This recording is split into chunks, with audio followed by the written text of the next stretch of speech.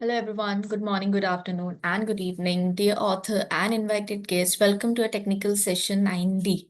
Myself, Richa, and this session would be moderated by me. On behalf of the Global Knowledge Research Foundation and the GIA Solistic LLP, it's my great pleasure to welcome you to the fourth World Conference on Information System for Business Management, ISBM 2025, Thailand, London. The fourth edition of the conference is being organized in a hybrid mode. The physical event was held in Bangkok, Thailand on 24th September, while the virtual event is being conducted by Zoom 25th and 26th September. I hope you will enjoy the knowledgeful and interactive session through the day.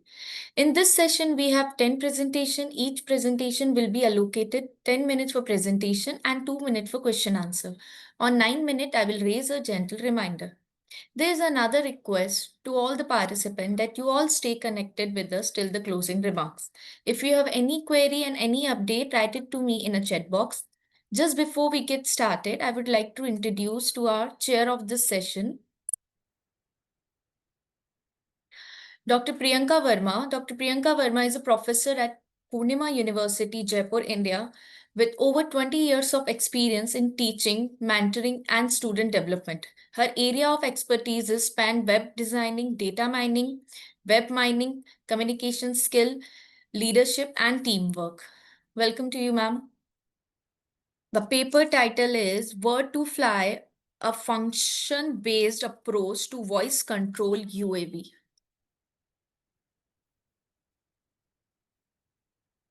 Ma'am Rika, shall I proceed? Sure, sir. Go. Okay, so thank you. So let me share my PowerPoint presentation.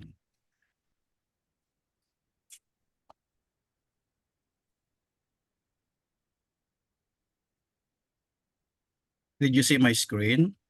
Yes. Am I audible? Yes. Okay, so thank you.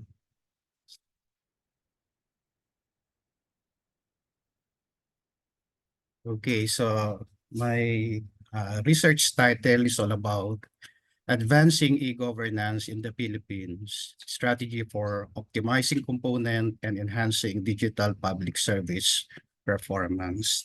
Together with my co-researcher, we have Maria Teresa Pancho and Roland Simbre. So the Philippines has actively pursued an e-governance initiative to improve service delivery, enhance transparency, citizens' engagement. So this initiative encompasses digital platforms that would include government website, mobile application, social media channels that provide citizens with easier access to information and foster relationship between the government and the public. So actually the study anchored in the theoretical framework of the LON and Mayan information system. So the review identifies common success factors and challenges, providing a comprehensive understanding of how the model can evaluate e-governance component. So the study aims to undertake a thoroughly performance analysis of e-governance in the Philippines, evaluating the impact of critical components such as participation and engagement, information and service delivery, transparency and accuracy, and communication and interaction on e-services performance. They are considered part of my independent variables, and the dependent variables is e-services performance that can be measured in terms of effectiveness and efficiency. So for the literature review, in terms of citizen participation in e-governance, positively influence trust in governments primarily through reinforcing satisfaction. So e-governance revolutionized information and service delivery by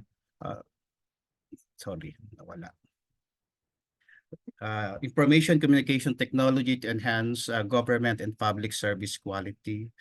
Also emphasizing the importance of transparency and electronic procedures, government organization that usually ensure openness and accountability, increasing public trust. And the communication enhances government's interaction, optimizes communication quality through electronic mail, and improves government governance performance by fostering transparent and efficient communication among stakeholders.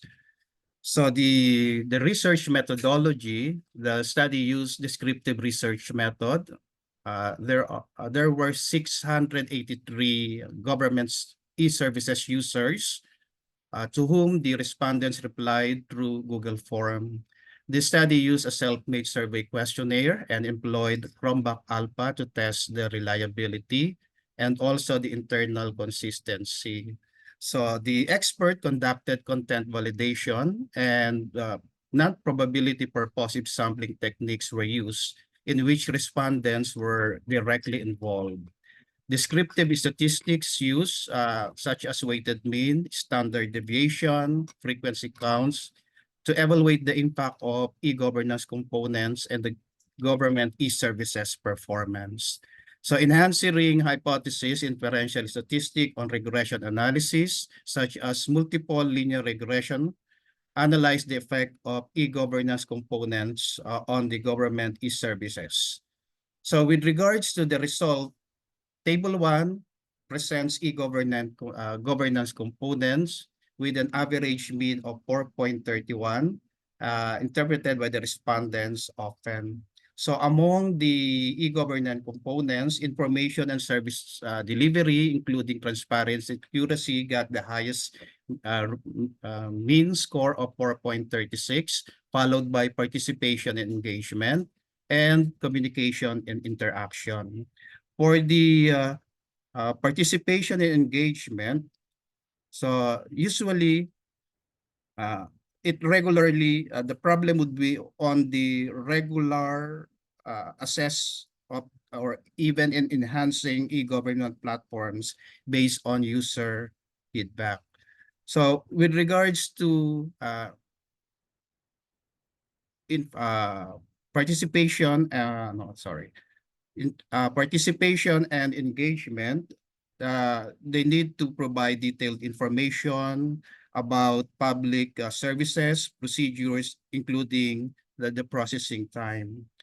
So on the information and service service delivery, so that the government should ensure government information that is accessible, reliable, and including trustworthy. So for the services, e-services performance, so the average mean got 4.18 with a high performance. So with this, between effectiveness and efficiency, effectiveness more higher than the efficiency.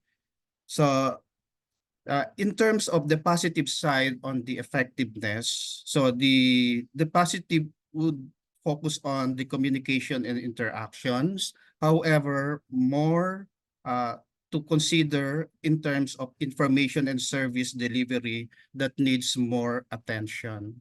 And when we talk about efficiency, so the positive also performs on the communication and interaction, and also the same with information and service delivery that needs to improve service outcomes. Regarding about the linear regression analysis, table 3, talking about the effectiveness. So with these 4 variables such as participation, information, transparency, and communication. So when we add the 4 coefficient for this effectiveness, so we have 53%, which is effective, and that is 47 actually influenced by other factor. And then for this efficient, only for the effectiveness. And then for this p-value, so that 0.05, that's the level of the margin of error. So the participation information and communication are significant, and transparency is considered not significant because of uh, higher with regards to 0.5 level of significance. In terms of R, that would be the degree of relationship. We call it the correlation coefficient. So the strength of correlation is considered high because of 7 to 10 that considered very strong when we talk about effectiveness. So talking about the R2, that is degree of influence, that is the correlation determination causing the cause and effect, which means the change in dependent variable is also caused by the change in independent variables. For the adjusted R square, so that would be the best fit comparing both models, the highest adjusted correlation is considered the fit one. So for this efficiency, when we add the coefficient, we call it the regression coefficient value. So we have 1.46 if we add the 4 coefficient. So which means this 1 point increase in mean score of the independent variables.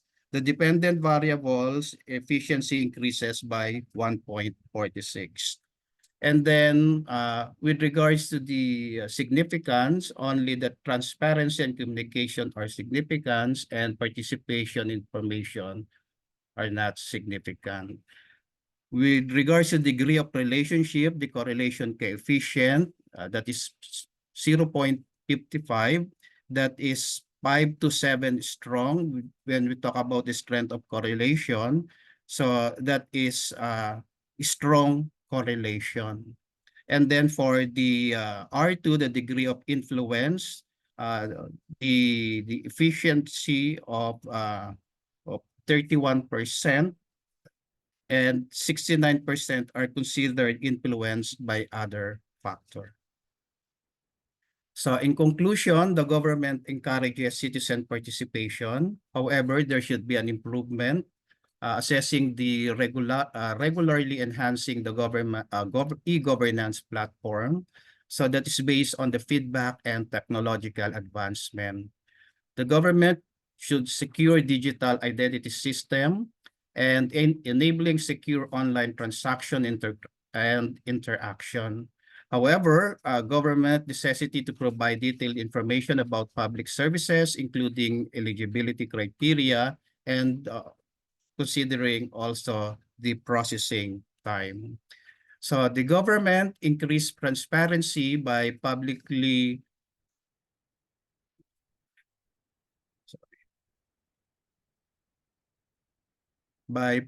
making government processes, decision, and data available.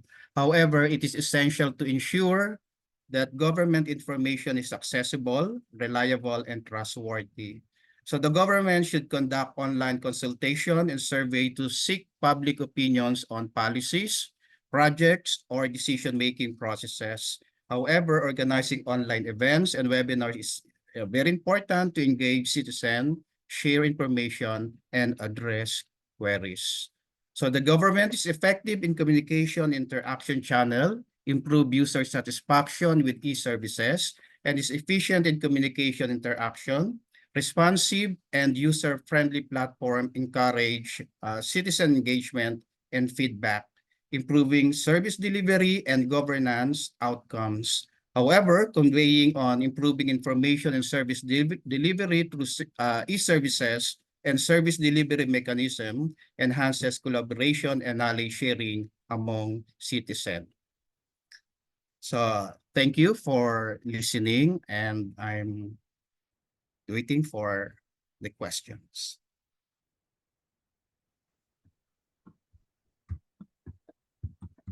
Okay, so regarding about the question, which algorithm did you use? So supposed to be my research is all about more on the cause and effect analysis. So knowing about regarding about those e-governance components regarding about the performance of the e-governance services in terms of effectiveness and efficiency. Yes, the government data.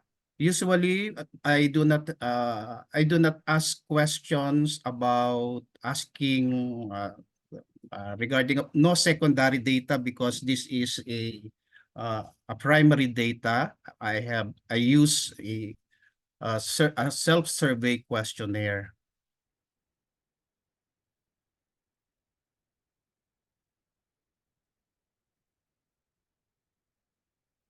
Thank you.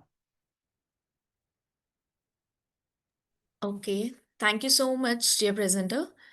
And a presenter has requested to take their presentation earlier due to an urgent meeting. So we can call our next presenter.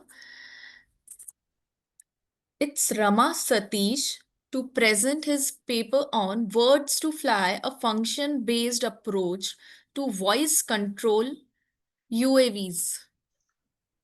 Yes, that would be us.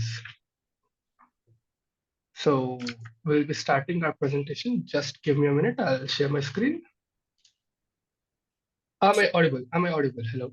Yeah, Yes, yes, you're audible. yeah, madam. I just want to introduce my fellow student research scholar, Mr. Srihari Kulkarni. He has worked on this project. I am Dr. Ramasatish, and he will be presenting this paper. Yes. Yeah.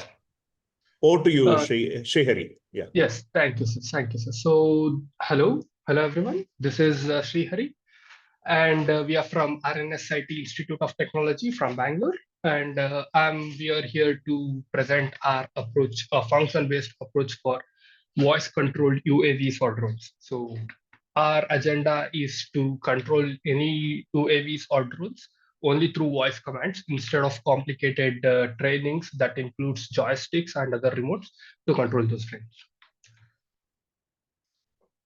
So here comes the main motivation and the problem statement include. The motivation is the manual control is somewhat complicated. It requires joystick and also expertise. So there are people who get trained on these to control the vehicles. So we want it to be more accessible to everyone. So the person who is non-expert in drone controlling should also be in a position to control these drones and for his day-to-day needs. So this will be, and we also are looking for or aiming for hands-free operation where the person can just control the drones using voice commands, right? So the main problem statement include once we want to got to know what we wanted to do, we look for the already existing solutions. So there were some solutions for voice-based drone controlling systems, but most of them were very much rigid or unnatural and or very much error prone. So we needed something more structured, reliable, and real-time method to map those voice commands to drone actions. So the existing approaches include keyword-based voice controls. So as I said, it was very much rigid. It used to only work or take actions when we give it a specific keywords or when we pronounce those specific keywords. It can be take off, land, move 10 meters, all those, right? So if it is only this type of commands, it was in a position to take those actions accurately. So this was not what we were looking for. We were looking for something more ease of use. So there has to be some more ease of use. So a person can can say something apart from take off also, something like rise or something other than take off. We need not we didn't want it to be so much. And the other approaches were something like LLM based approaches where the user command was then translated to a Python code by a LLM, which was then executed on a platform to take actions. So this was very much error prone because there used to be some errors or the syntax errors or hallucination problems. All those LLM based problems were included in this. So it was very much unreliable and it was inconsistent and unsafe for execution. So again, we have our classic traditional controllers, so which we were not looking into. So our approach was something in middle. So it shouldn't be so much rigid as keyword-based voice control. At the same time, we didn't want it to be so much flexible that it used to make a lot of mistakes while generating the code, right? So we wanted something in middle. So we came to we come with this proposal of function-based mapping plus fine-tuning of DeFi model.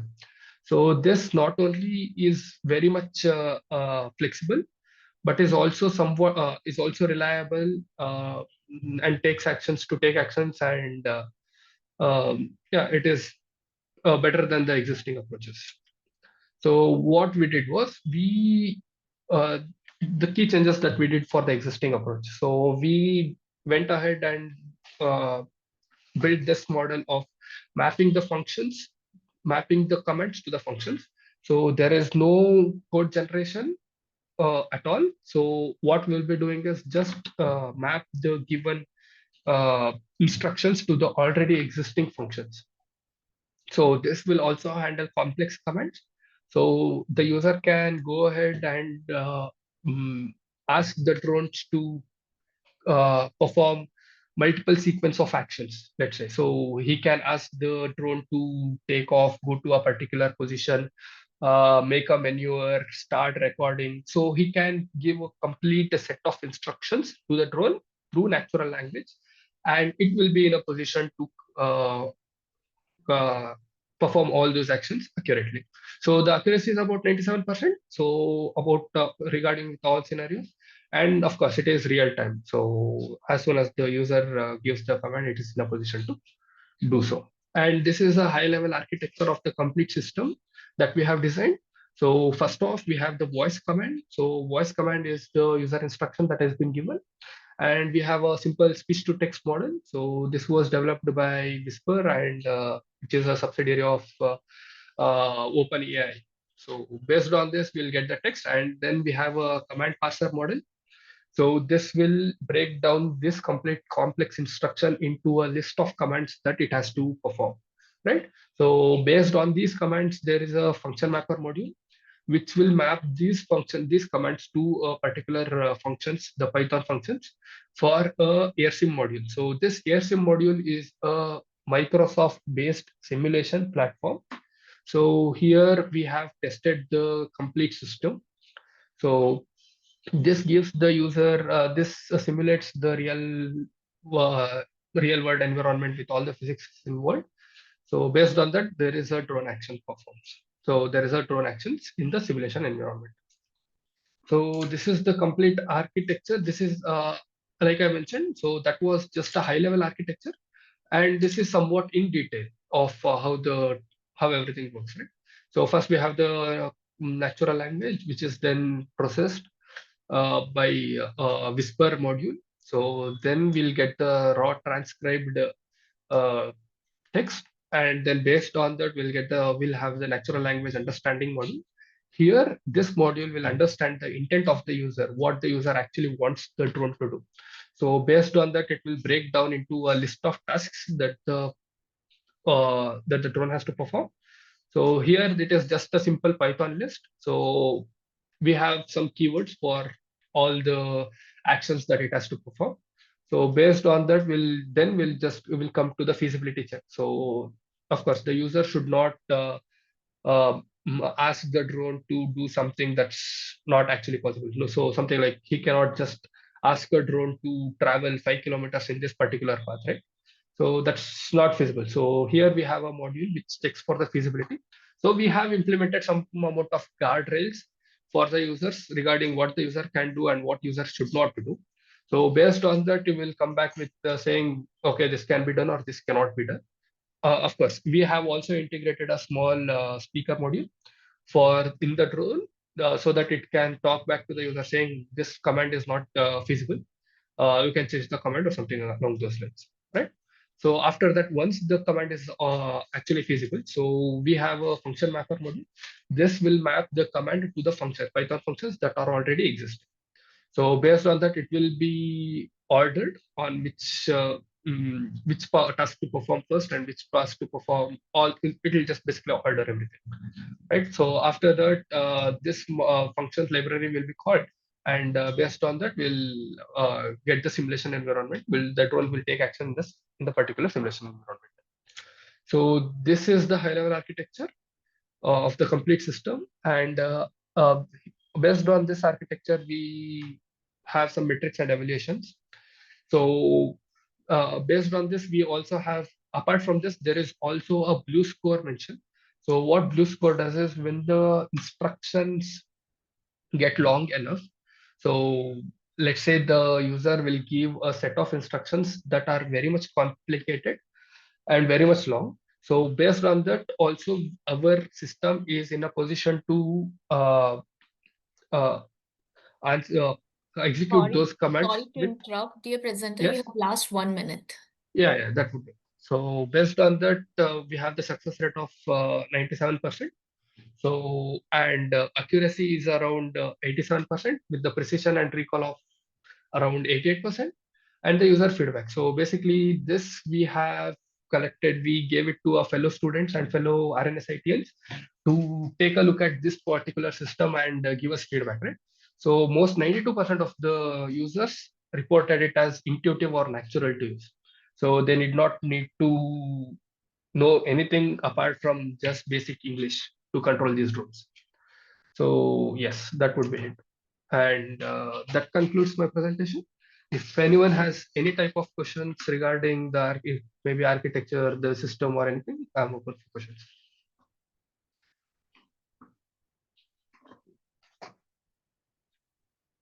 Hello, Yes. am I Yes, audible? Priyanka. Yes, Priyanka, you're audible. Yeah. The, the accuracy that you are saying, isn't it too low? I mean, it should have been somewhere in the range of 90s, no? Yes. So basically, this 97% is the success rate. So let's just say that I will give it a Hello, command. Am I audible? Am I audible? Hello. I Can can't hear you actually. uh, am I audible now? Hello. Yeah, tell me. Am I clear? Am I clear? Hello. Yes, Maybe it must you be are my headphones. audible. So this 97% is what we are looking at actually. So when I say 87, hello.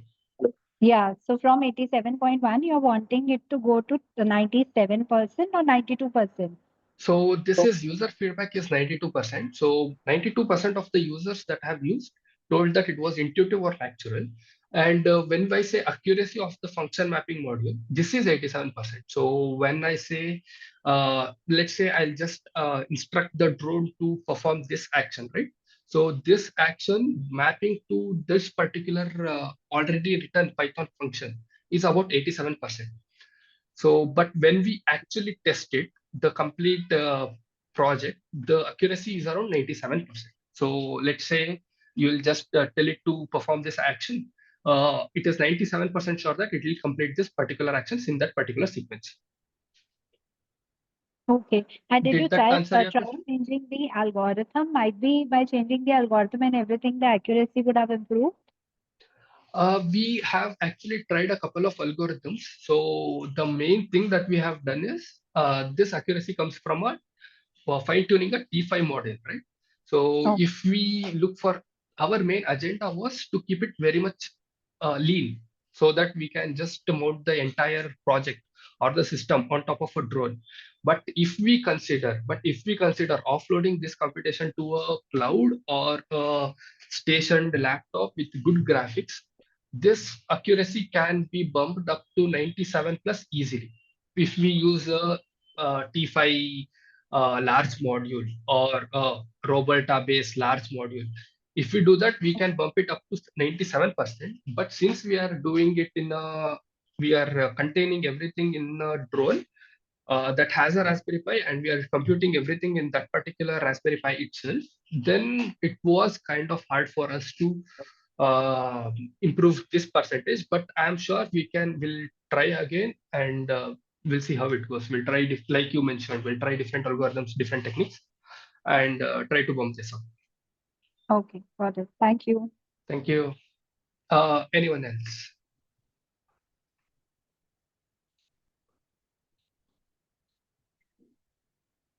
And also one more, Priyanka. So there is also this blue score, right? So our blue score accuracy is really good for this particular use case. So blue score in the sense, we have a simple LSTM module which will remember the previous instructions that I have given, and based on that it has to perform all these instructions in sequential order, right?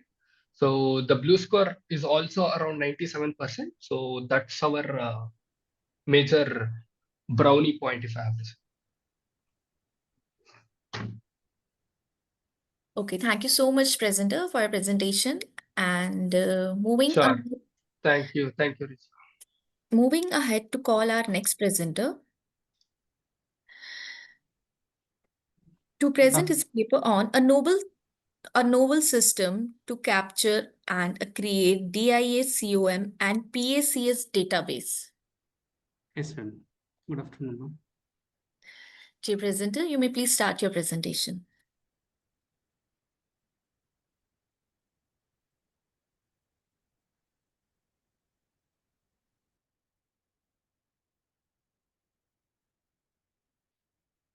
Is this visible, ma'am? Yes, Hello. yes, it's Yes. visible. Ma'am, myself Kantaraju. I'm a research scholar, Sri Siddhartha Academy of Higher Education, Society, Tumkur, Karnataka, India, ma'am. I'm presenting on the paper a novel system to capture and create a DICOM and PACS database. Here, the PACS is a picture achieving communication system. It is an alternative conventional film and paper-based healthcare system. It's a platform for the diagnosis of different diseases. We can report the different diseases here. PACS is in PACS server as a more convenient means teaching of students for radiology. It reduces the transmission time. Actually, if I transfer the hard copy, it will take time. So it is it is reduce the transmission time. Also, it's improves on the on-time patient consultation, and then it provides an electronic storage and retrieval, and we can do the manipulation also here and distribution of images to the different doctors. And here we are going to convert the non-DICOM images to DICOM format. This is a standard for medical imaging. Here, the functionality of the PACS and DICOM is we can electronically we can store the data, and we can retrieve the data whenever we require, and for the reporting purpose also we can retrieve the data, and magnification like windowing, leveling, zooming, everything can be done here, and distribution of images can be done here. And then for the presentation, we can download the images, DICOM images. So here the flow of PACS system is, first we are going to acquire the system.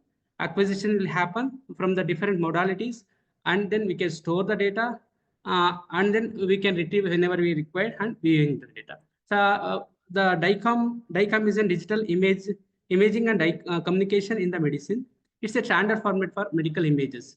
So we are going to use different modalities like X-ray, MRI, CT, and mammography, dental X-ray. So many modalities are giving different formats. So we are converting it to DICOM format for the medical images, and this will reducing the transmission time for radiology images. So here there are two components are there.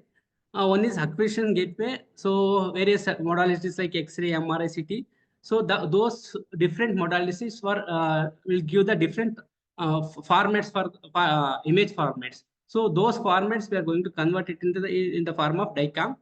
In the acquisition gateway, so it will receive the data and it will process it, and we will convert that format into the DICOM format.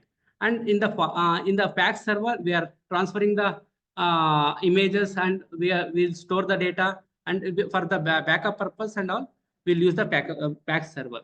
So first thing, we are creating the database. So in the database design, we have created admin user ID. So that is primary key. In the admin ID, admin name, admin password, and admin address, admin email ID, everything will be included. For different doctors, we are going to create the different IDs for the doctor, and then for the user technician or other doctors or specialists, we'll use another IDs. And for the patient also, patient name, date, birth date, and address, gender, weight, everything will be added for the data designing. So reporting purpose also, once everything is done, the doctor has to report it. So for that purpose also, we are creating ID for the patient ID, doctor ID, everything will be added. So there are two systems. Again, in the acquisition gateway, if it is any format, we'll convert it to the DICOM format, and we need to compress the. We need to for converting the DICOM image in another format.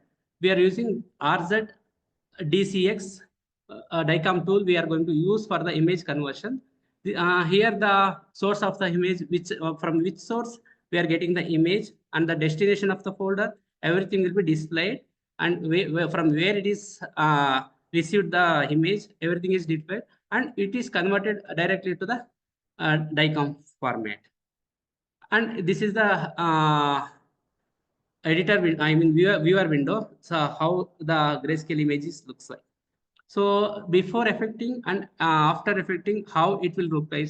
This will also we are creating that tools like rotating. So we can rotate the image for reporting purpose, and inverting. Inverting will be taken for 256 minus pixel value will give the inverting value, and then grayscale, and then brightness also we can increase for the for the reporting purpose, and contrast and reset for the initial value. And here we are going to use the DICOM. We are going to compress the images using lossless compression using zip algorithm to reduce the image size. Size of the storage. So we are going to use. And then so GUI and functionality interface. So here once everything is done, we are going to use the login ID and password for the admin. So admin will take care to add the patient, to manage the users. Add the patient means what all the patients are there, they can add it, and manage the users, though whether it may be a technician, whether it may be a doctor, whether it may be a surgeon.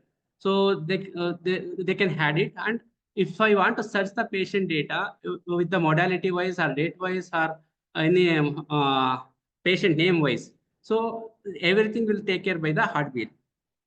So here the patient, this is a patient window. So here we automatically it will generate a patient ID, and username, name and address will be the mandatory, and from where it is coming. So from which hospital it is coming. So everything will be added here. And if I want to search the patient data, we can by using patient name, patient ID, and modality and capture date. We can use for the searching the data. And then these are the maintenance users. So many users will be there. Nurses will be there. They'll use the they can view the images. You can, and for the adding the doctor, he's belong to which specialty, we will add it. And then to take the backup of the data, so we'll take the backup from the admin. Will take the backup. So this is the website design by graphical user interface and functionality. By using name and password, we can retrieve the data here.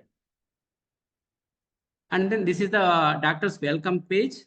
And by using by using patient ID or patient name, we can search the data here. So once it is done, doctor can report easily. So by concluding this, we are going to convert the non-DICOM images to DICOM packs, and we are and reducing data redundancy and without compromising on quality. It's better for diagnosis and acquisition gateways, and we are enhancing the image quality without any reducing the compression files, reducing the database side, and system allows the admin to take the database and it is PACS access to authorized hospital doctors. So these are all the references. Thank you. Hi, can you hear me? Yes, ma'am. Yeah, I just wanted to know that you have used zipping algorithm, no? So what was the need for that? Ma'am, can you repeat it, ma'am? Hello, ma'am. Yeah, I'm just asking that you have used zipping algorithm, no? So what was the need for that? Actually, for this one, we are going to use cyber security for medical data, ma'am. I'm going to use medical data in the next medical data security. I'm using here, ma'am. Okay. So And to protect the important data, if suppose prime minister data will be there for medically, so that will be protected by using cyber. This. So this is safer side. You can, was it not possible without zipping it? ma'am. Was it not possible without zipping it? No, ma'am, it's not possible. Okay. And did you perform any sort of mining on the images? Yes, ma'am, we are creating it, ma'am. Okay. Okay, fine. Thank you. Thank you.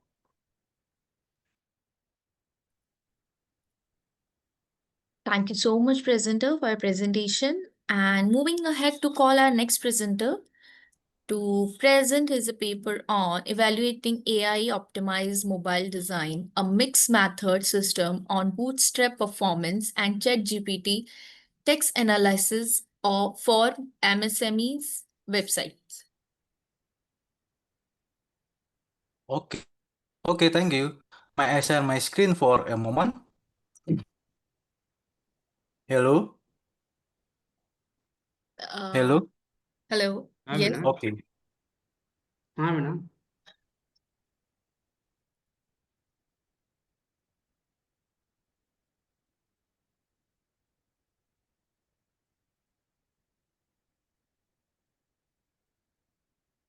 okay. Good afternoon. Thank you for being here today.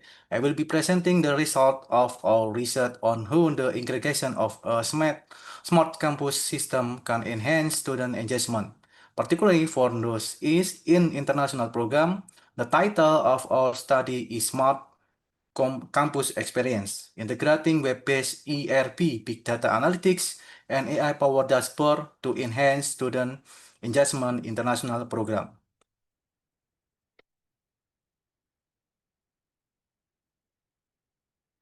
The background for this research is the global shift in higher education toward a digital transformation known as the smart campus.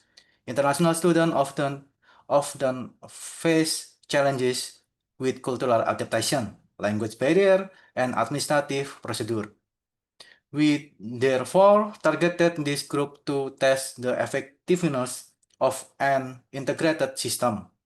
Our objective was to see how the integration of web-based ERP, big data analytics, and AI-powered dashboard could create a better environment. We use a mixed method research approach, combining quantitative data from system logs and survey with qualitative data from interviews and focus group over one semester. Our research revealed several significant findings. We found a significant improvement in academic engagement, with a main score of 7.8. In addition, student satisfaction was very high, indicated by 68% positive feedback. The system also contribute to an increase in the retention rate of international students. Most importantly, the AI-powered dashboard enable fast, accurate intervention for students showing sign of disengagement. All these result, like with Sustainable Development Goal 4 or SDG 4, which is about ensuring inclusive, equitable, and quality education. Our theoretical framework is based on three main interconnected components. First, the ERP system serves as the backbone managing administrative and operational data. Second, Big Data Analytics or BDA takes this data order source to uncover deep pattern and insight into student behavior. Third, the AI-powered dashboard visualizes this insight in real time, providing predictive and prescriptive capabilities to staff and faculty. All these components are designed to address the specific challenges faced by international students, such as language barrier and cultural adaptation, enabling them to better interact with campus environment. We use a longitudinal mix method designed over one semester. We want to see how the system performs over sustained period. We tested three main hypotheses: that the system increases academic engagement, social integration, and certification and retention. Data was collected from various resources, including system logs, surveys, interviews, and focus groups. We then analyze the quantitative data using ANOVA and regression and the qualitative data using thematic analysis to gain a comprehensive understanding. Let's look at the quantitative result. Also in the chart, we found the implementation of the system result in a significant increases in student engagement. With a p-value of less than 0.05, the average engagement score was 7.8, which indicated consistent participation across the entire cohort of international students. Through regression analysis, we also found that the frequency of access to the learning management system and ERP usage are strong positive predictor of academic engagement. In addition to quantitative data, qualitative insight from interviews and focus groups reinforce our finding. Sentiment analysis of the feedback in the ERP system show 68% positive feedback. Students feel the system provide transparency and personalized feature that help them reduce stress. One of our students said, I feel more at ease because I can monitor my academic progress in real time. The AI dashboard helped me understand exactly what I need to improve. From the staff perspective, the AI dashboard helped them proactively identify and intervene with a risk student, which ultimately prevented larger academic issue. In conclusion, this research demonstrates that the integration of digital system within a smart campus framework has significant strategic value enhancing student engagement. The system supports SDG 4 by promoting inclusive, data-driven, and efficient education. However, we also highlight the importance of ethical data governance and system transparency to build trust. One of the challenges is generalizing this finding, as our study was focused on international students. Therefore, future research needs to explore the scalability of this framework to wider range of student population, such as domestic student and participant in online program. That concludes my presentation. Thank you for your attention. Okay, any question? This study used a mixed method approach over one academic semester. The research combined both quantitative and qualitative technique to assess student engagement within a smart campus framework. Quantitative method, system log analysis, survey, and statistic test. And qualitative method, interview, focus group, and document analysis.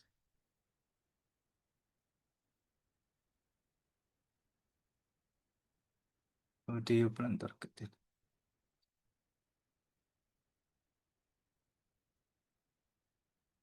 Okay, in targeted population,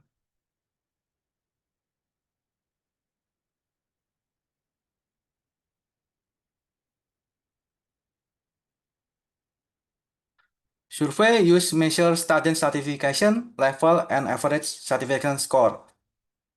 The system log number of login per week and duration of study session.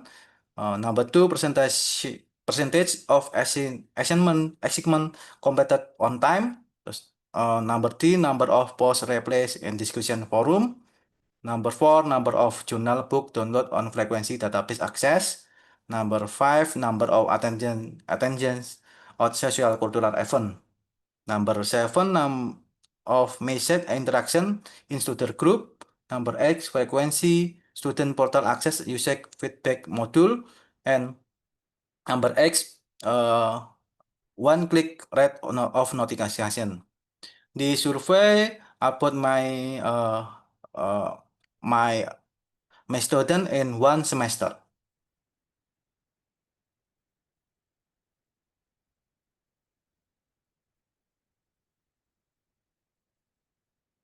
Okay, thank you. Thank you, Miss. Okay, thank you so much, presenter, for your presentation. And moving ahead to call our next presenter to present her paper on exploring satellite imaging from technology to Landsat image creation with raw data. So moving ahead, maybe there's some technical issue. If you have any update and any query, write it to me in a check box. And we can call our next presenter. The paper presenter is Sanjay Kumar. To present is a paper on POID disease mortality rate analysis in United States using AI.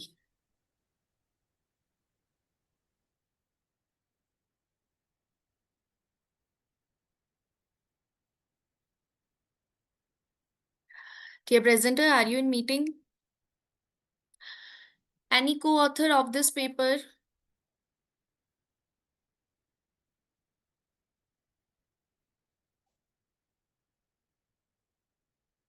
Okay, no issue. Moving ahead, we can call our next presenter. Okay, thank you. I will share the screen. Can you see my share screen? Yes.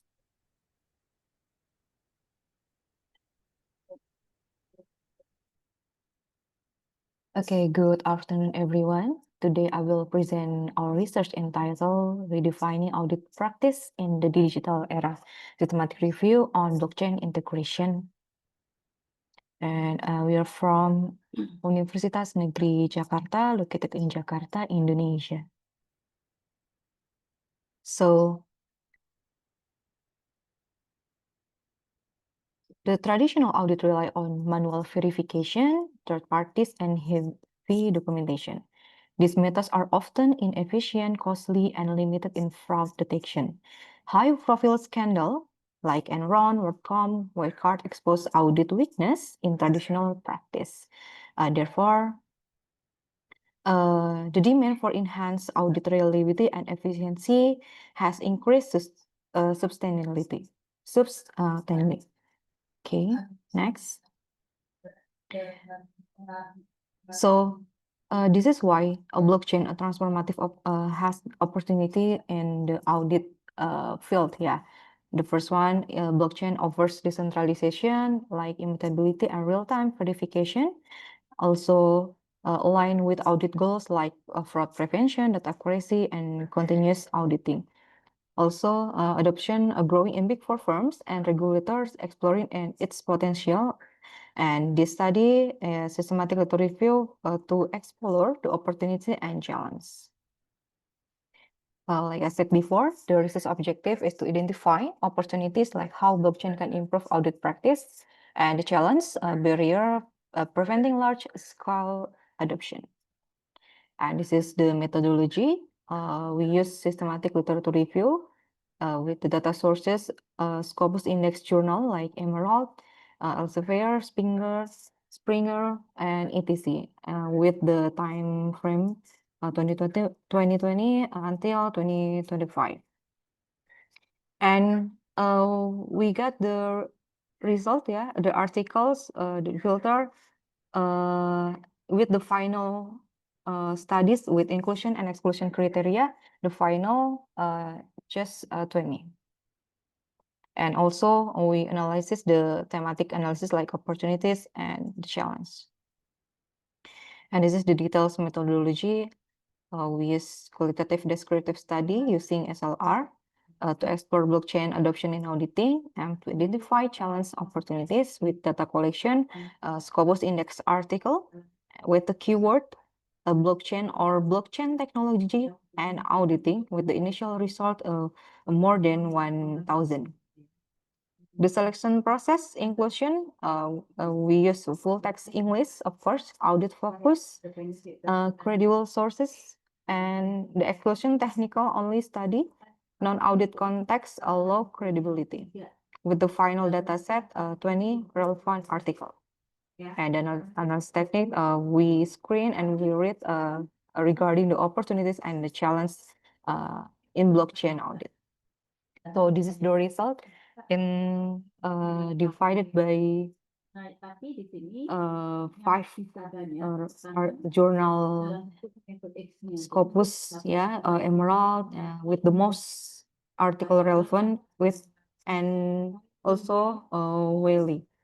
And this is the year of publication from 2020 until 2025. Yeah, with the most article relevant in 2021 and 2025. So this is the result, like the opportunities of blockchain in auditing. The first one is data integrity and transparency, like blockchain integration in auditing enhance data integrity and transparency through its immutable ledger, ensuring that transaction cannot be altered, and this reduces fraud risk, increase stakeholder confidence, and provides auditors with reliable records supported by a decentralized and cryptographic system. And also, the number 2, real-time and continuous auditing. Blockchain enables real-time access to financial transactions, allowing for auditors to perform continuous auditing and improve efficiency. And this capability eliminates delay from manual data collection, enhance the timelines of financial reporting, and strengthens internal control by providing immediate and transparent records. Blockchain reduces the risk of undetected fraud and support more proactive risk management. Next, the third smart contract and automation. 9 study highlight the role of smart contract in automating audit procedures by embedding predefined rules into blockchain transactions. Smart contract reduce human intervention, minimize bias and errors, and ensure compliance with regulatory standards. This automation streamlines repetitive tasks such as reconciliation, compliance checks, and fraud detection, thereby enhancing audit efficiency and reliability. And next, security and fraud detection. The opportunities of blockchain auditing. 5 study emphasize blockchain's role in enhancing security and fraud detection through cryptographic mechanism and decentralized architecture. Blockchain prevents single point of failure and ensure tamper-proof record. Its ability to track complete transaction story enables auditors to detect anomalies more effectively. And also, it is in recent study that the opportunities of blockchain in auditing as strategic innovation and audit 4.0. Recent study highlight new strategic opportunities for blockchain in auditing, including collaborative audit ecosystem that enable cross-firm data sharing and continuous fraud monitoring. The rise of audit 4.0, which integrates blockchain with AI and IoT, further supports predictive and real-time auditing. Moreover, the concept of reliability increases auditor confidence through hands-on adoption, reduce barriers to use. 38% annual growth in scholar output also reflects strong institutional interest and the potential for inclusive innovation in blockchain audit research. And this is the challenge of adoption for blockchain in auditing. The first one is regulatory uncertainty, found in 9 studies that there is no clear global framework or standard for blockchain-based auditing, leaving auditors uncertain about compliance and legal enforceability. And the second is high implementation found in 6 studies that many of the firms hesitate due to lack of technical knowledge, skepticism about practically, and the disruptive impact of existing workflows. Transitioning requires training and redefining audit procedures. And the next is organizational challenge, integration with AI and data analytical demands, collaboration with IT and cybersecurity experts. While valuable, this can cause role ambiguity in firms without strong digital governance structure. So the conclusion that using blockchain in audit is a blockchain in a transformative innovation for auditing. Key benefit is transparency, efficiency, fraud prevention, and etc. And main barriers is regulatory gaps, high cost, technical limitation, resistance, and successful adoption requires global standards, scalable solution, and auditor guidance. So. And this is the future research agenda or the suggestion about future research. It's about blockchain and AI for predictive risk detection, cross-platform audit standards and regulatory harmonization, hybrid blockchain models for balancing transparency and privacy, and vertical studies across different legal and institutional contexts. Okay, thank you. Okay, thank you, Ms. Priyanka. So I think actually the blockchain is not replacing traditional audit. I think it's support the audit methodology or audit procedure because the benefit like it's big. We will work faster, and of course at the beginning it will cost high cost implementation, but maybe in the future it will become effective and efficient. So I think it's not replace, but I think it's supportive.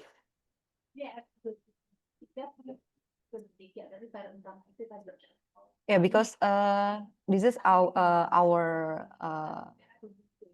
not only I think this, in my slide clearly that I suggest the next topic research, but this is in my SLR. It's only blockchains because like in recent years blockchains it became hot topic, I think, like that. Kalau peneliti sukanya ini ESG, ESG. Pasti nggak kantor juga nggak apa-apa. Pasti kalau kamu bisa kantor juga harus lagi. Okay, thank you, Miss.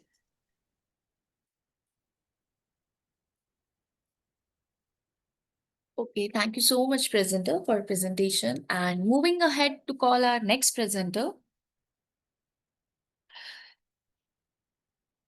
to present his paper on Smart Campus Experience Integration Web-Based ERP, Big Data Analytics, and AI-powered dashboard to enhance student engagement in international programs. Okay, Miss. Okay. May I share my screen for a moment?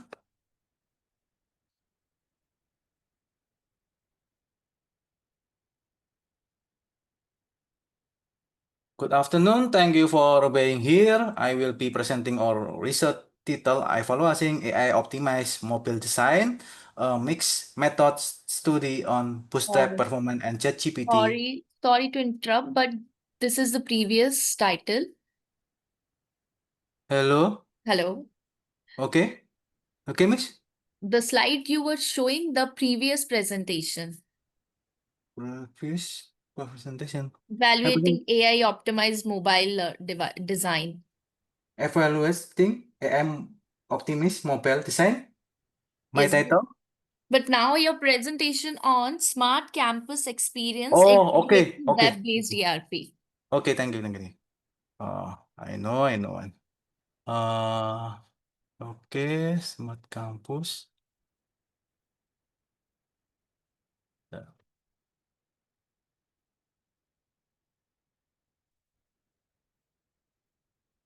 My presentation in smart campus, okay? Yes.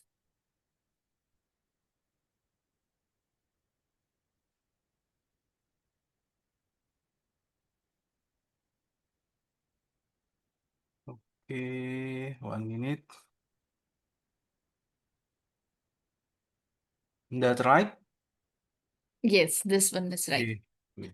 Good afternoon. Thank you for being here today.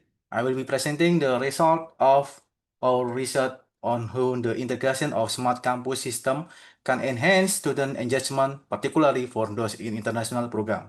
The title of our study is Smart Campus Experience and Integrated Web-based ERP, Big Data Analytics, and AI-powered dashboard to enhance student engagement in international program.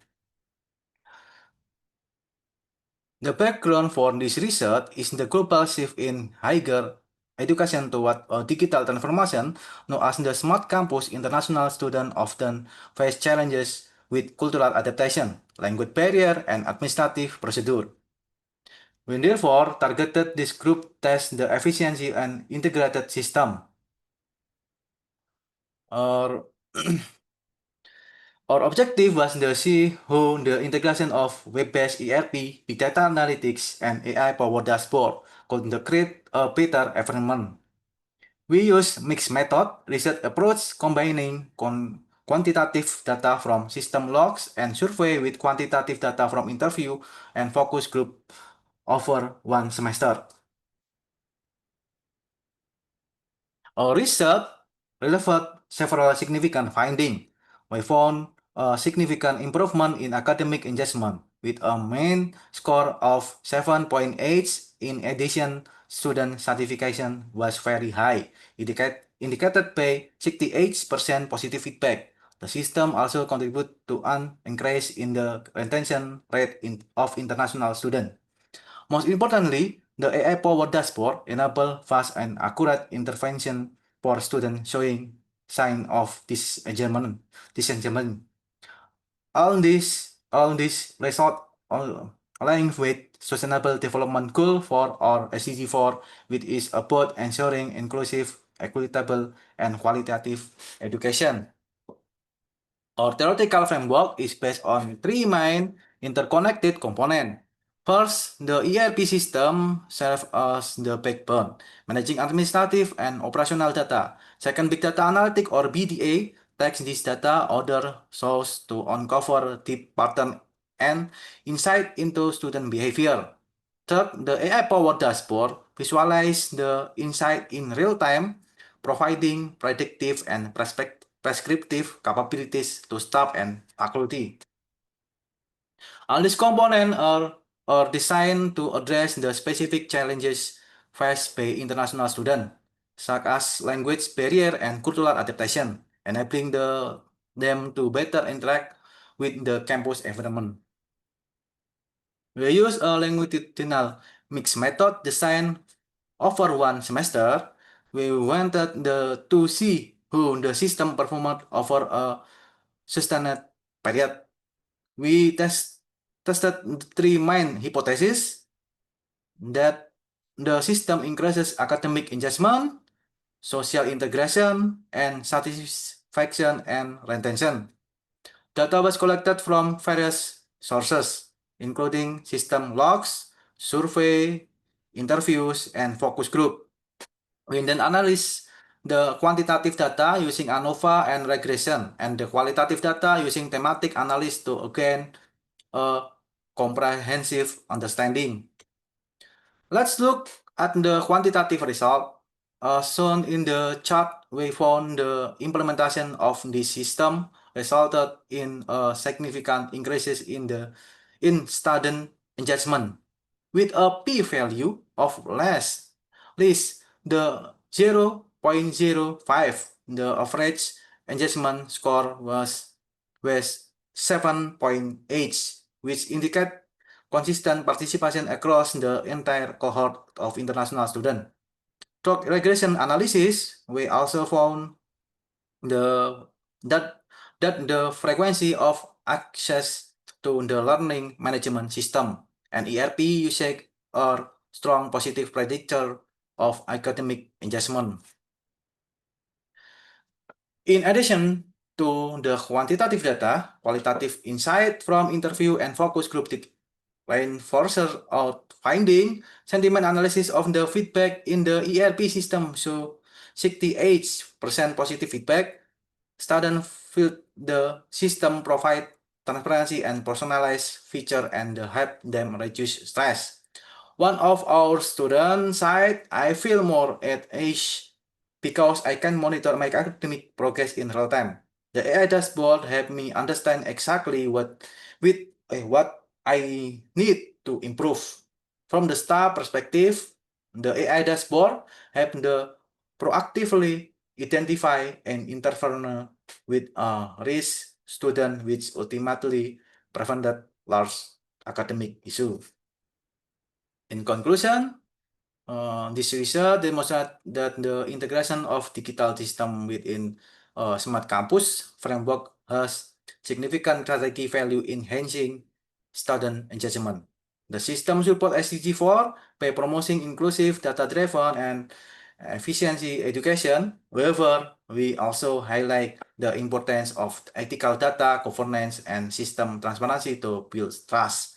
One of the challenges is generalizing this finding as our study was focused on international students. Therefore, future research need to explore the scalability of this framework or to a wider range of student population, such as domestic students and participants in online program. That concludes my presentation. Thank you for your attention. Okay. Any question? Okay, thank you, Mr. Sambo. I want to ask question. What is the main idea of the smart campus experience? Okay, thank you, Miss. Smart campus experience and in this study is mixed method approach one academic semester. The research the combination both quantitative and qualitative technique to access student engagement within smart campus framework. Quantitative method system log analysis, survey, and statistical test. Qualitative method in interview, focus groups, and document analysis. Okay. Okay, thank you.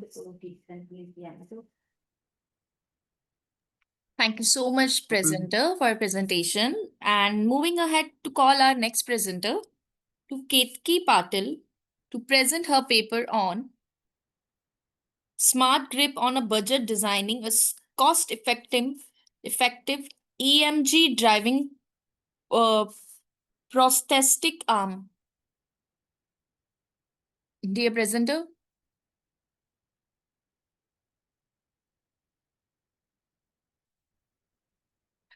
Any co-author of this paper?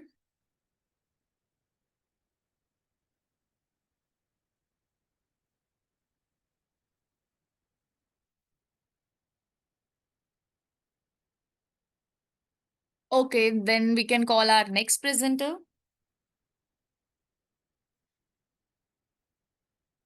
To again, it's sustainable business model for BUMDs. Wakirai's study on curricular economy approach. Okay, Miss. Okay, Miss.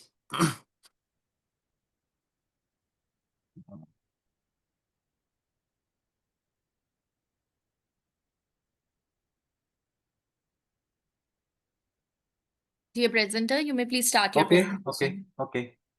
Next 1 minute. Wait 1 minute. I. Eh. Okay. Good afternoon. I will be presenting our research on developing sustainable business model from BUMDes Wukisari with a focus on a circular economy approach. The study also integrate information system to support sustainability and sustainable development goal 12. BUMDes Wukisari plays a crucial role in local economic development. But like many rural enterprise, they intend to operate on a wasteful linear business model. This research aims to fill that gap by proposing a circular business model supported by information system. We use a mixed method approach to develop and validate this model. We use a combination of tools to build this model. The business model canvas help use map existing operation and design the new model. Should analysis identify internal strengths and weakness as well as external opportunities and threat. Circular mapping was our primary tool for visualize material flow and design circular loop.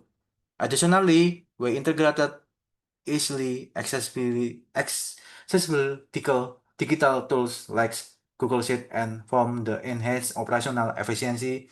The model was validated through multiple data resources and expert feedback.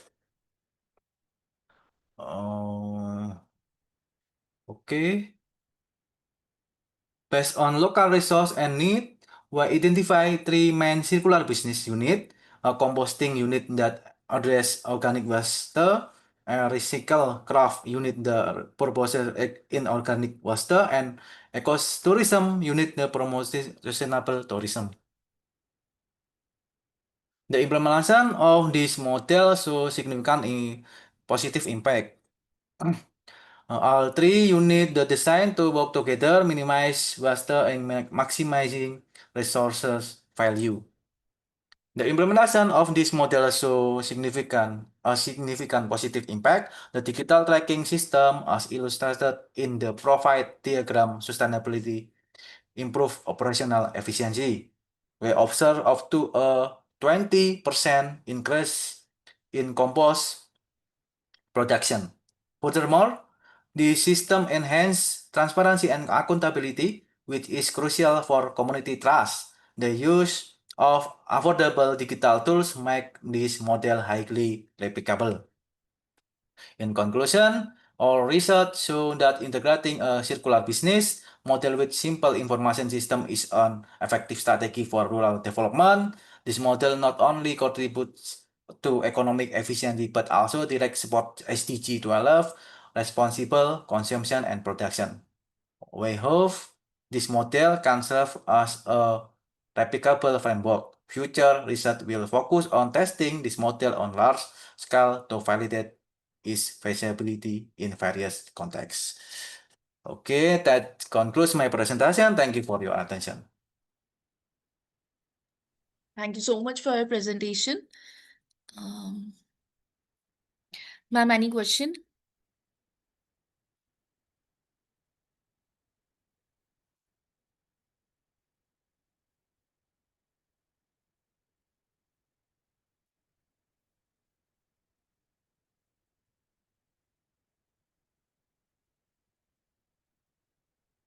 Okay, analysis. Measurement in this study was conducted in several ways. One, and qualitative interview, observation, and document analysis were used. The gain depth understanding of business practice was the stream on community perception. And number 2, quantitative estimation. Efficiency was measured comparing operational data. Number 3, validation. The model validate data triangular cross-referencing finding from multiple resources. Okay.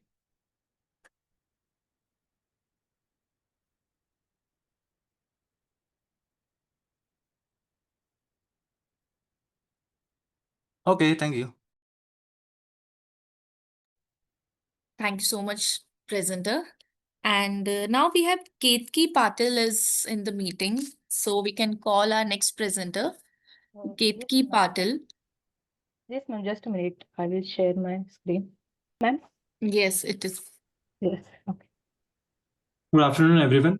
I'm Om Nargune, and along with me, my teammates Ketki Patil, under the guidance of Professor S.K. Bavkar, we are excited to present our project titled Smart Grip on Budget, design a cost-effective EMG-driven prosthetic arm.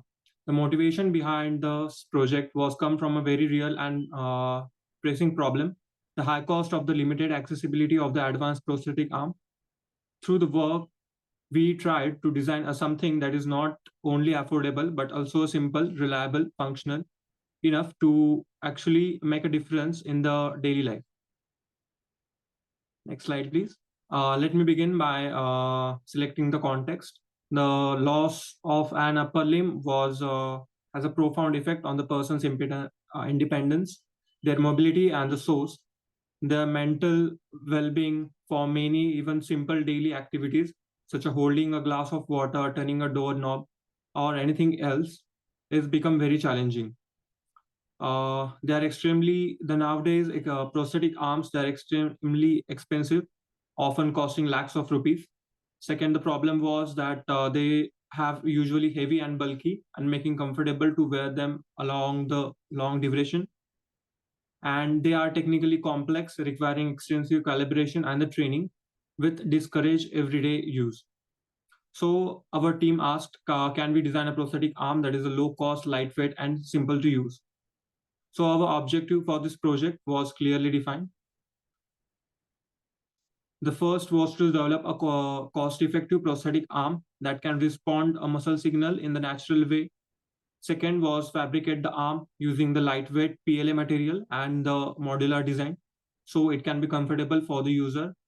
And the third, to test the calibrate the system in such a way that it could recognize the gestures accurately. In the literature survey, we ensure our work was grounded in a prior knowledge. We conducted the literature survey. Several researchers have worked on the EMG-based prosthetic controls, with the methods ranging from threshold detection to the advanced machine learning algorithms. These studies demonstrated the potential of the EMG signals for the prosthetic control, but they also made it clear that higher accuracy often comes with the cost increase and the complexity and the expenses. We wanted to avoid that trap. Instead of chasing the cutting-edge machine learning, we aimed for the simple threshold-based EMG approach that could implemented on the affordable open source platforms and the hardware. In the system design, next slide, please. Our system design consists of the three main stages: the signal acquisition. We use the surface EMG sensors, weight EMG electrodes to pick up the muscle signals from the forearm. Second is the processing. Arduino Nano processor is used to process the signals compare them against the calibrated threshold values. And the third is the actuation. If the threshold is crossed, it sends a command to the servo motor to drive the prosthetic arms, fingers of the hands. Next slide, please. 3D designing. Mechanical structure of the arm was designed using the CAD tools. We have divided it into the modular parts, individual fingers, palm, and the forearm shell. Each component was 3D printed separately using the PLA filament. The filament PLA was chosen because it is easy to print, because it requires a basic desktop 3D printers. Second, it provides rigidity and strength. And third, it is biocompatible and eco-friendly. Explaining the flow control from here. The working of the system can be understood in the simple sequence. When the user contracts specific muscles, the EMG signals are generated. These signals are captured, amplified, and converted into the digital form. The Arduino then compares them with the pre-specified threshold values programmed into the processing board. If value exceeds, then the servo motor activates and performs the required motion, such as gripping and releasing the objects. The next slide, it includes the integration and the testing. Once all the components were ready, we integrated them into a complete prosthetic. During the testing, we discovered that EMG signals vary significantly from person to person. Therefore, calibration of the threshold values is the key step to ensure the reliable performance. Though trials, we were able to demonstrate the consistent recognition of the muscle signals and smooth execution of the basic hand functions. As the result, we have found that the results were very promising. The prosthetic arm was able to consistently perform the grip, release, and other actions. The response time was minimal, meaning there was a very little delay in between the muscle contraction and the prosthetic arm. Next slide, please. And perhaps most importantly, the prosthetic could adapt the different users, their muscle thresholds, making it versatile and practical. Overall, this validated that our approach through a simple and the cost focused. The future scope of this project, while our prototype achieved its primary goal, there are several existing possibilities of the future development, adding the multi-channel EMG input that would allow the finger gesture recognition and the more degree of freedom, making the movement closer to a natural hand.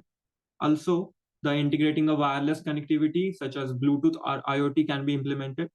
For finally, the incorporating the machine learning on the advanced microcontroller such as ESP32, which would allow to adapt the control and the personalized response.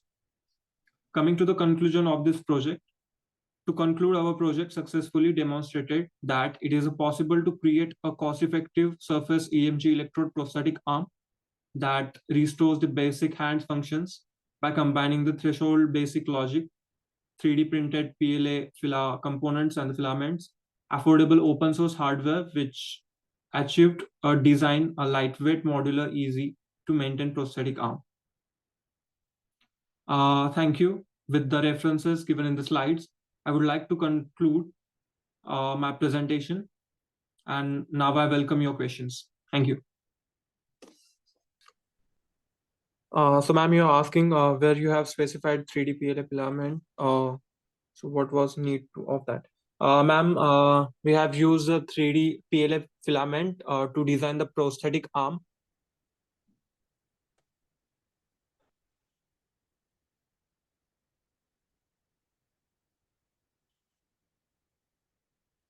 We use the Fusion 360 to design the basic hand structure, which includes fingers, palms, and the forearm.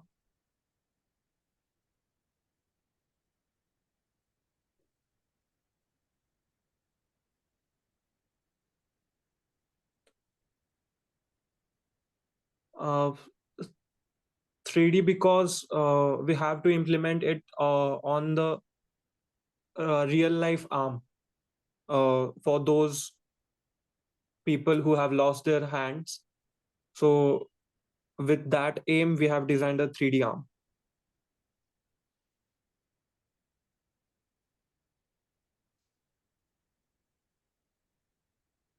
Thank you, ma'am.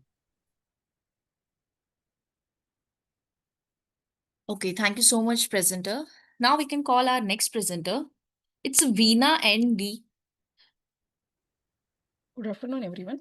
Myself, Veena, research scholar, SSIT, Sohe, Tumkur, Karnataka, India, under the guidance of Dr. Anita Devi, Madam, research scholar, SSIT, Sohe, Tumkur, Karnataka. See, my topic is exploring satellite imaging from technology to Landsat image creation with raw data. Here, we are using satellite to capture the various geological images. Satellite have been used to gain wide variety of information about the Earth surface, ranging from military operation to track global rainfall and all the different regions we can get the information. Here we are using remote seeing is the art and wisdom of making measures about an object or terrain without being in physical contact. See here, see we are capturing the image that is far from us. Satellite uses satellites are used to capture the data. They are not in physical contact with it. Satellite remote seeing makes it possible to collect data on dangerous or inapproachable areas like forest and all. See, and terrorist activities are, and also like earthquakes. See everything can be captured by using satellite. Satellite acquire images in initially satellite capture the image in black and white. See, by using a computer, we can assign false color. See, false color to this black and white images. See, we are using a RGB color model to assign the coloring. Satellite imaging technology works on the principle of inverse problem. So just now I told there is no physical contact with the image. So here it is going to capture various features of the object. See, based on the features and electromagnetic radiation they are coming from the image. See, it is going to calculate, or it is going to measure the image. Example, see, we are measuring radiation coming from the earth. See, we try to infer what object or material based on the radiation. See, we can identify the object belongs to uh, which type. See, this paper aims to presenting various satellite imaging techniques, and here we are using Landsat 7 to capture the various images. See, it mainly focuses on application in Earth observation. See, it covers sensing platform. See, to sense the various parameters of the data. See, here we can collect the different parameters of the data, and we can do image processing. This paper aims to create images using raw data. See, raw data attained from Landsat. See, we could not get the actual values of the actual pixel values of the image. We, here it uses Landsat 780 imaginary. See, demonstrate practical applications of multiband. See, we are using multiband data processing to measure the various pixel values. See, it introduces common data structure, data format used for storing satellite imaginary. See, we are using different data structures like TIFF, GeoTIFF is tagged image file format, HDF. See, these are all the various file format to store the images captured from the satellite. See, a effective spectral configuration for surface feature identification. See, easily we can identify the features. The next, electromagnetic spectrum for satellite imaging. See, satellite imaging operates by detecting electromagnetic radiation reflected or emitted from the Earth's surface. See, here we are concentrating on Earth's surface. See, radiations observed are detected from the Earth's surface. Based on that, we can imagine the image. See, this study focuses on 4 spectral regions. See, visible range, near infrared, thermal range, thermal infrared, microwave. See here in visible light, see the wavelength is of 400 to 700 nanometer. This is the light we see. See, a narrow eye can see only the visible band of wavelength 400 to 700. It is used to identify things by their color and how they reflect light, such as water, vegetarian, and urban. Near infrared, this is great for checking on plants. See, here infrared waves are around 700 to in the range of 700 to 2500 nanometer. Thermal infrared, see this region detects heat. It helps to identify surface temperature differences. See, as the name itself, thermal infrared, see, it measures all the temperatures and related to heat. Microwave, microwaves can go through cloud and rain, making them perfect for all weather imaging and continuous monitoring. See, continuous monitoring of data.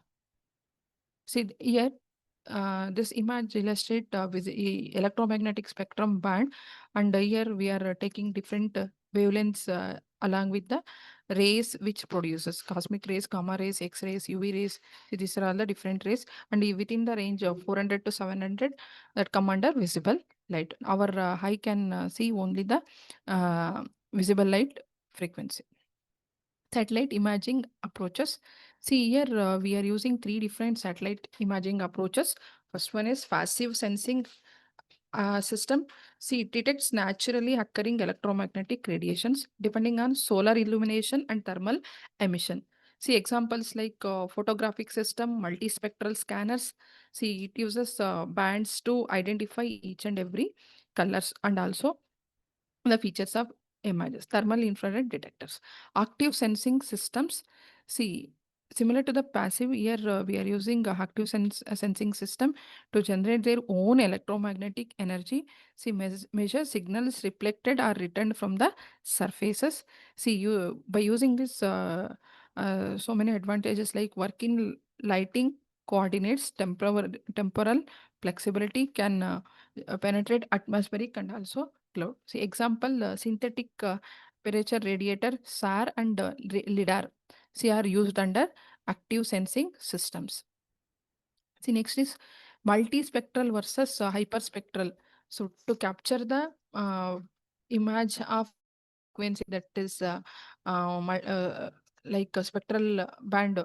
See, we are using multispectral systems. It acquires data across several broad spectral bands. Typically, it configures 3 to 10 bands. See, bandwidth is of 50 to 500 nanometer. See, using this multispectral, see, as the name itself, it uses various bands to identify the color values. Good spectral resolution for most Earth observation is. Hyperspectral system capture data across hundreds of narrow bands. See, compared to the multispectral, hyperspectral uses more number of bands and bandwidth of 5 to 20. See, increase the bandwidth also. Advantages: detailed material identification and chemical analysis. See, produces enormous data volume and requires advanced processing techniques. See, next is like satellites, which are all the different sensor used to capture the images. See, first one is AVHRR, Advanced Very High Resolution Radiometer. See, it uses 5 spectral bands for mapping large region, particularly when high temporal resolution is needed. This system generates up to 1.1 kilometer resolution imaginary. It uses 5 bands, so it uses 5 spectral channels. Uses include snow cover, vegetarian mapping, wood, wildfire, dust, and sandstorm tracking, regional soil moisture analysis, and also several large scale geological uses. See, next set multiple scanner LMSS. See, it is operated on first 4. See, previous one uses 5 spectral band, but here LMSS operates in first 4 bands, collecting persistent, consistent information over duration of approximately 20 years from and year like 1972 to 1993, spatial resolution of 57 meter. See, third one, more sensor, satellite sensor is Landsat thematic mapper. See, these are all the different versions of sensors used in satellite imaging.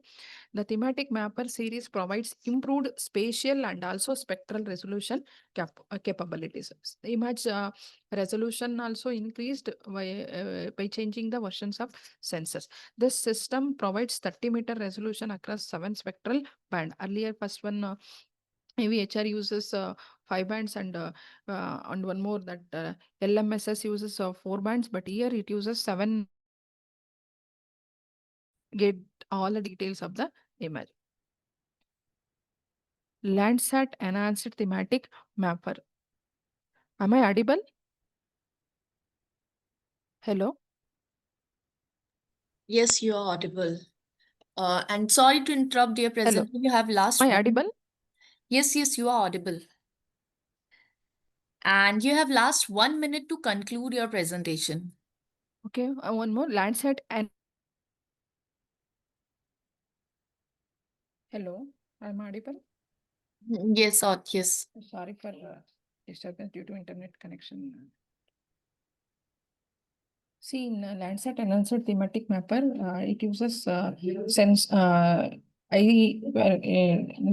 captures data in same compared to the previous LTM. It uses same 7 bands to capture the image.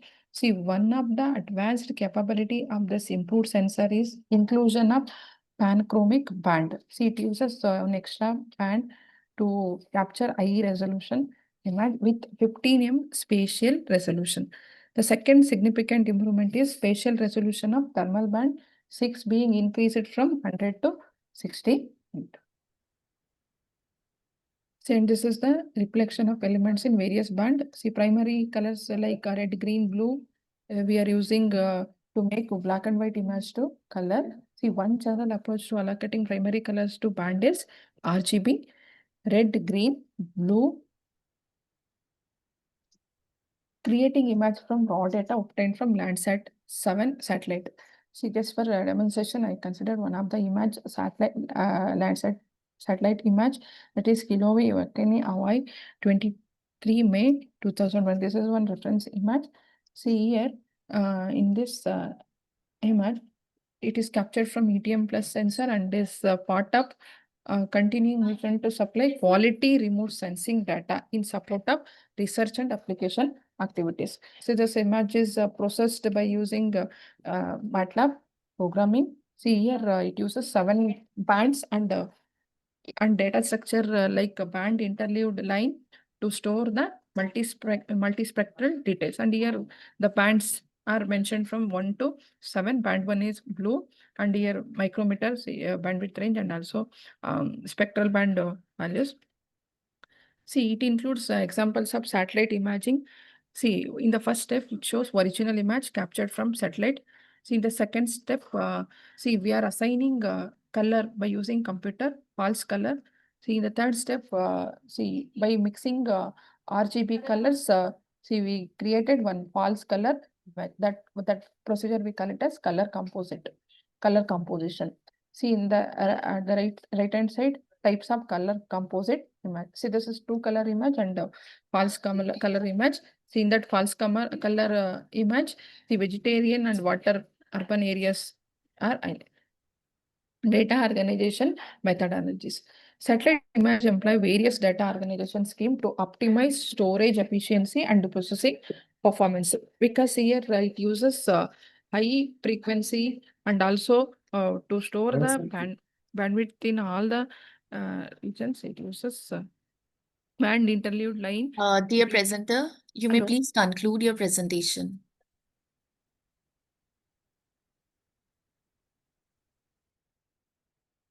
See here in the conclusion, satellite imaging method has facilitated in capturing pictures different regions. See, data received from satellite is categorized in 3 types. Accordingly, input in the 3 guns, like by using red, green, RGB, red, green, blue. From the figure 5H, we can conclude that mid-infrared. See, we have computed RMS root mean square value for each and every bands based on that H. See, like a mid-infrared band provides maximum information about the sandy region, that is brown region. And from figure 5G, we can conclude that near infrared band will have good reflectivity for vegetarian area. Mid-infrared within the range of 2 to 2.35 micrometer band shows good reflection for solid land cover as infrared. These are all the references. Thank you.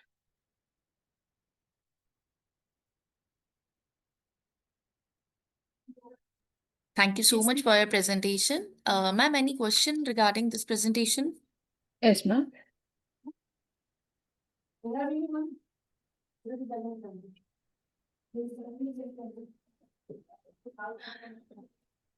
Thank you so much for your Hello. presentation. Now moving ahead to our last presentation. Okay, thank you, madam. It's a Sanjay Kumar. Sanjay Kumar, are you ready for presentation? Yes, ma'am. Okay, to present his paper on opioid disease mortality rate analysis in United States using AI. Yes, ma'am. Let me connect you with the presentation. Okay, good afternoon, respected mentors, session chair, and fellow researchers. I'm Sakshi, and today I'll be presenting our research opioid disease mortality rate analysis in the United States using AI. This work was carried out with my co-authors Sanjay Yadav, Sanjay Kumar, and Mr. Arjun under Bennett University. Why this topic?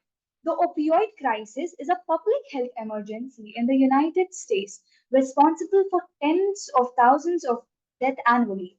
Our work looks at how artificial intelligence can support better decision making at a national and state level. Nextly, the US loses over 80,000 lives every year due to opioid overdose. This makes it one of the deadliest health crises in the developed world. Traditional epidemiological methods are retrospective. They study that that has already happened.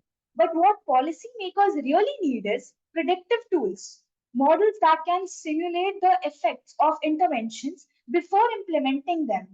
This is where AI comes in. It allows us to create data-driven, forward-looking strategies. Our framework focused on building such a framework. Let me also brief you about the research motivation and current gap. So, public health decision making needs tools that are proactive, not reactive. When we reviewed existing research, we found two gaps. Firstly, most work is at the individual patient level, predicting which patients are at risk. Secondly, others rely on basic statistical trends which lack predictive powers. What's missing is a state level reinforcement learning framework to guide policy optimization. Our contribution is the first attempt to apply deep to network reinforcement learning at the policy level for opioid mortality reduction. Let's also talk about the literature review. Let's position our framework in context of Bonhart, which wrote his paper in 2018. He analyzed mortality trends, but no predictive modeling. Another example is Dong, who presented his research paper in 2021. He also used deep learning to access overdose risk, but only at the patient level. Another one is Lo Siganik, who published his research paper in 2019, which also included ML for medical care patients. Still patient centric. Another one is Hasten 2021, which also used mortality risk predictions, but no intervention simulation. All these studies contributed valuable insights. That's quite impressive, but none offered policy levels forward looking frameworks. Our innovation is to bring reinforcement learning into public health policy simulation. Let me also brief you about the methodology of our paper. Our study followed three steps. Firstly, data collection and processing.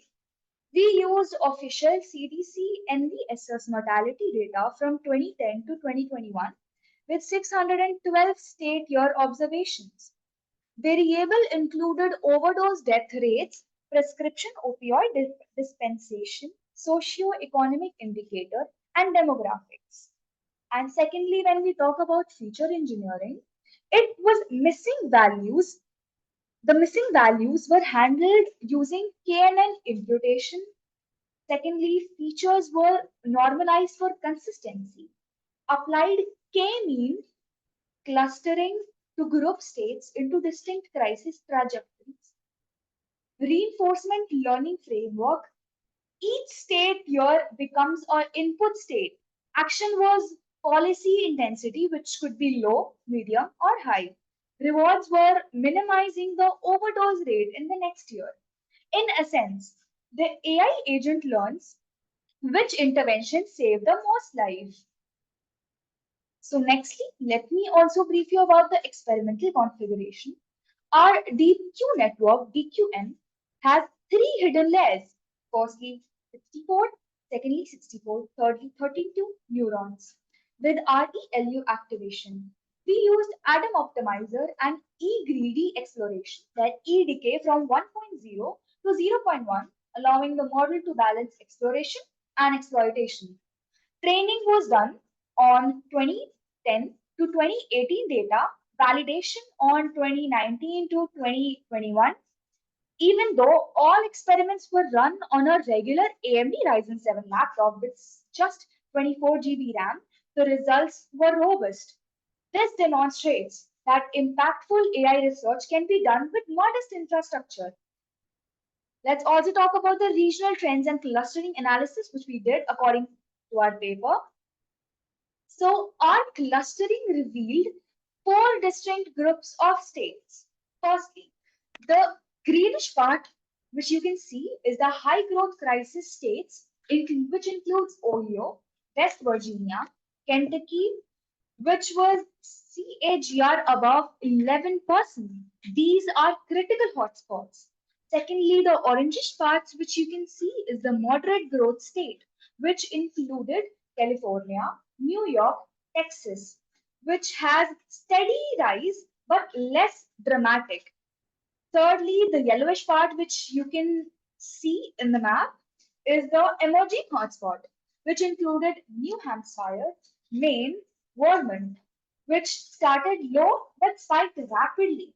At last, you can see the light purplish part, which is the plateau decline states, which included Washington, Oregon, New Jersey, showing stabilization.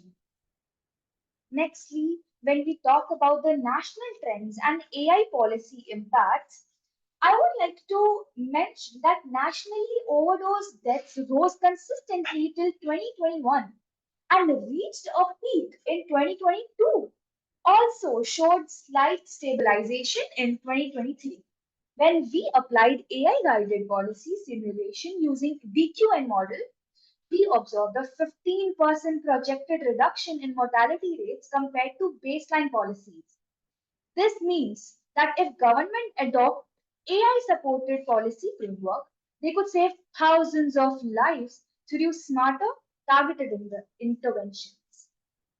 Let's also talk about the limitations and the future research directions. Of course, every study has limitations. Mortality surveillance data has inherent gaps and privacy constraints. AI models may develop algorithmic base if not continuously retrained. Integration with healthcare infrastructure remains complex. For future, we propose multimodal AI that integrates genomics, imaging, and socio-economic data, causal reinforcement learning for capture long-term policy effects. Pilot testing is in real-world communities most at risk. Early surge detection system to prevent future opioid epidemic before they escalate. I would also conclude that our research demonstrate that AI-powered reinforcement learning can reduce opioid mortality by about 15%. It identifies critical regional hotspots like Appalachian states for priority interventions, and it moves beyond individual predictions to provide scalable, ethical, and data-driven public health strategies. This is just the first step. With proper collaboration, AI can transform public health into a proactive life-saving system. And the research, the references we have used, I have mentioned all of them. These are the references which we have used. At last, thank you everyone for your attention. I'll be glad to take your questions. Thank you so much for your presentation. And ma'am, any question regarding this presentation? No, thank you. Okay. Now we have completed all the presentations, and now we conclude this session. I sincerely thank our author for the excellent presentation and contribution in this session, and all our participants for being a part of this international conference. I hope this session was informative enough. We, on the behalf of the whole team, thank you so much for your support during fourth version and all the previous 3 version of the conference. We will be happy to have you in a 5th version in a 2026. All the presenter would be getting digital certificates through email within 2 working days. The publication will be live within 7 to 8 months. Kindly cooperate with the team of ISBM. And now I would thank you for our session chair for this session. Thank you so much, ma'am, for your valuable time and your valuable presence. Thank you so much. And I would like to request to everyone, please turn on the cameras for taking a quick snapshot. Thank you so much, everyone. Thank you so much, ma'am.